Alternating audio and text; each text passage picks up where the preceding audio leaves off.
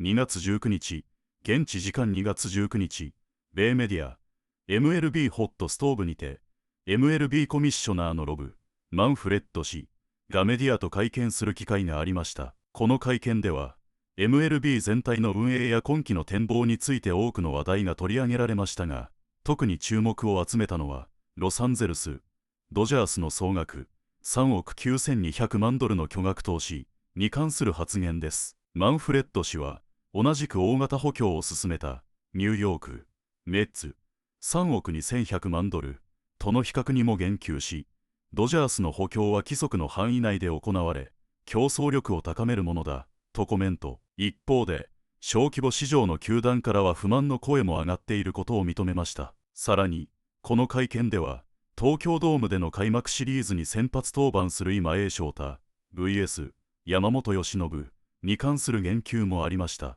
そこで今回は、ロブ・マンフレッド氏の記者会見の実際の映像を翻訳してお届けしていきたいと思います。それでは、行ってみましょう。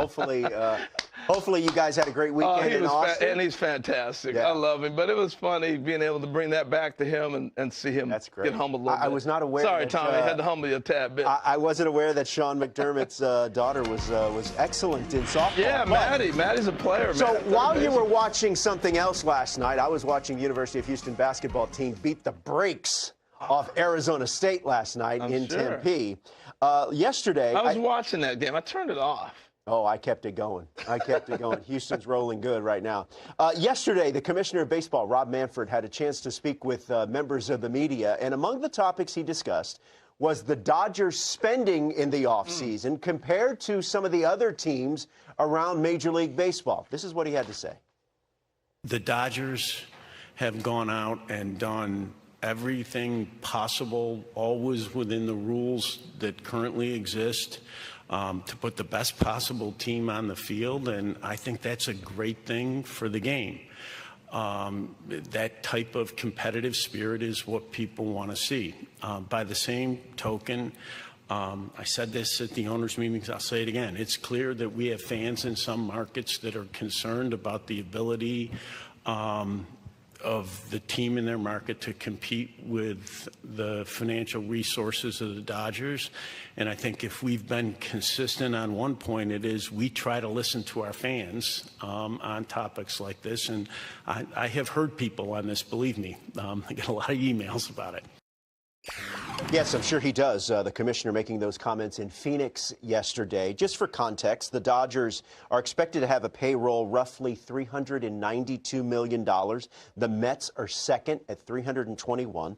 Roughly $3.3 billion was spent this offseason. The Dodgers and Mets account for 40% of that. Yes, it is something that has brought up a lot of conversation among fans. I've always thought I love what the Dodgers are doing because they are doing everything they can to win another World Series. I think I'm more concerned about the teams that haven't spent any money. I don't know. Where are you on this? No, I'm with you. Teams that haven't spent, but I understand also the Dodgers. But on the player side, free agency is different than when I was playing. You know, you go back 20 years ago, whatever. It was different because guys weren't getting paid until you were a free agent. Like Dave Winfield didn't get paid until he became a free agent. Then you got the big paycheck. Yeah. The difference in my mind with the players today is they're already getting paid a lot of money through arbitration. So now it becomes even more prevalent to, I just want to win. Yeah. And so they built a culture in L.A. that is all about winning. Blake Snell, who we just saw right there, he'd already been paid. He's already making money. Now it's like, okay, now I'm a free agent. I'm going where I can win and I will get paid. Yeah. And that's the advantage I think the Dodgers have. They've created a winning culture.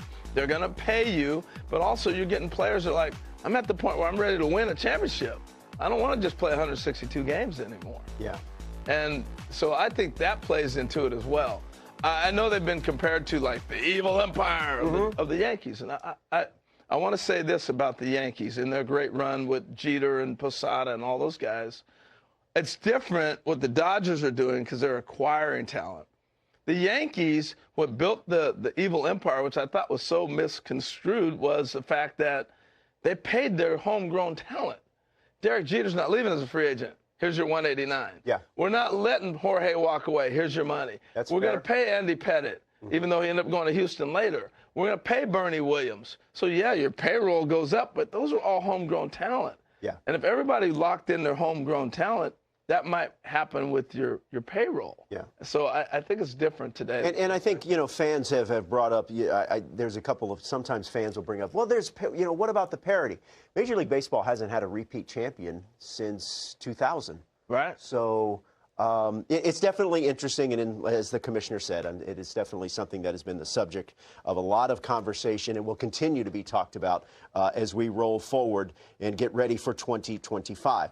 Yesterday, we had the breaking news right here on this program that Vladimir Guerrero Jr. and the Toronto Blue Jays had failed to come up with a contract extension prior to Vlad Jr.'s self-imposed deadline of this past Monday night.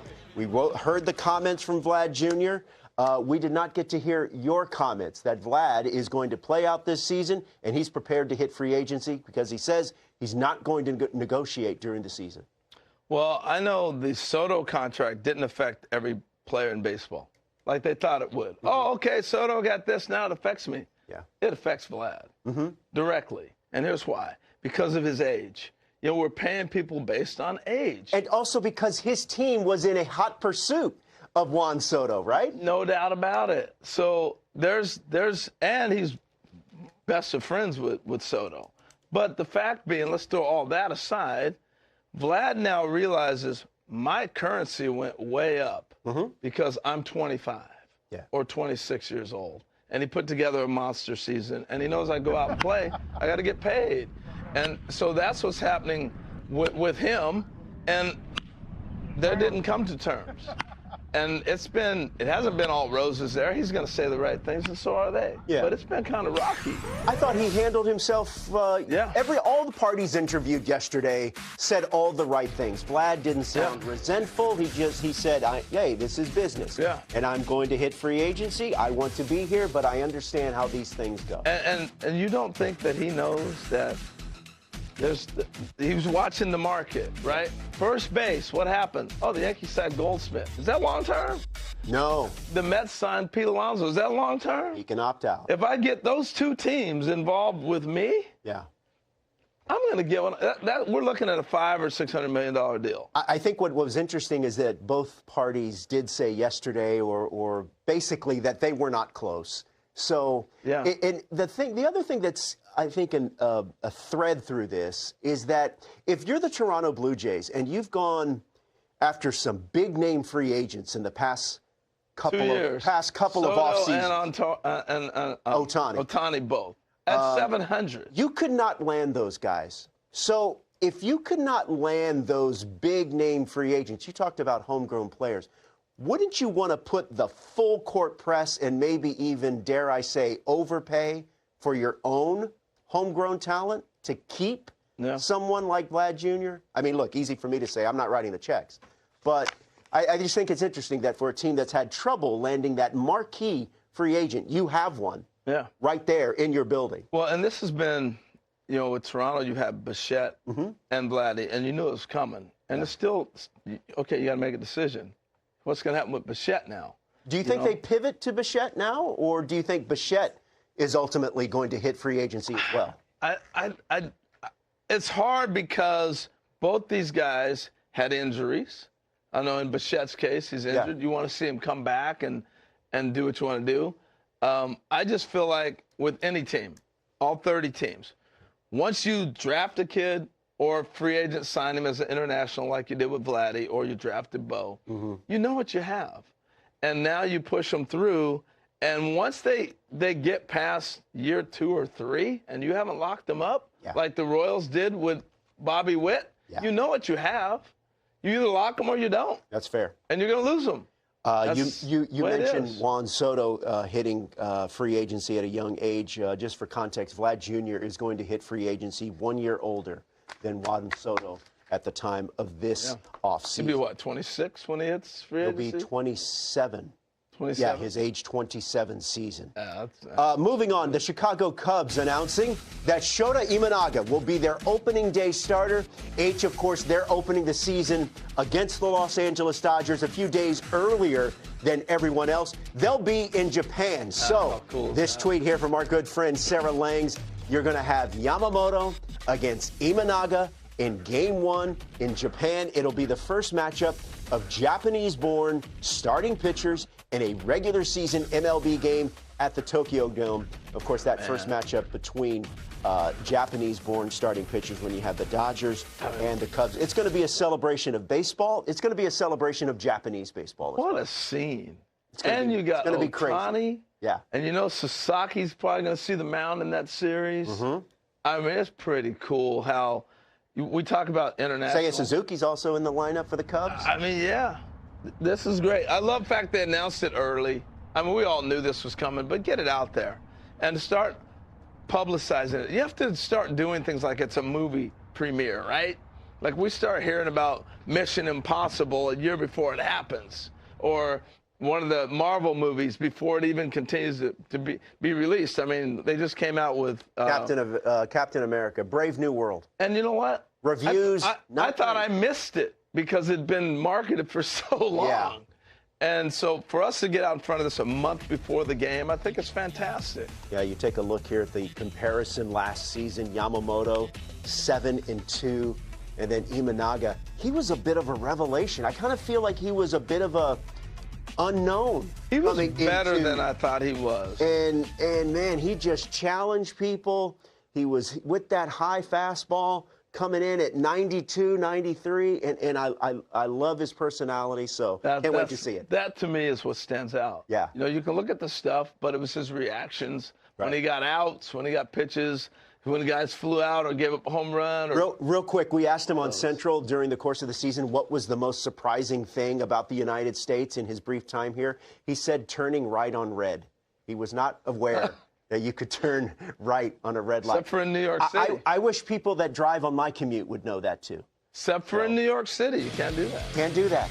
Okay. Except for Rob. Hey, we're going to talk much more about this, but just to kind of put a bow on Cub talk for the A block here, Patrick P.J. Mooney, who covers the Cubs for The Athletic, Cubs finalizing a one-year deal, $6 million with Justin Turner, obviously an established hitter, corner infielder. And speaking of the Cubs, H, we've got live baseball, spring training baseball tomorrow, 3 o'clock Eastern here on the network. It's the Cubs and Dodgers first spring training game of the season. Who has the toss, guys? I know I don't. We're going to find out. We're going to find out. 皆さん、こんにちは。ドジャースファンの皆さん、ついにこの時がやってきました。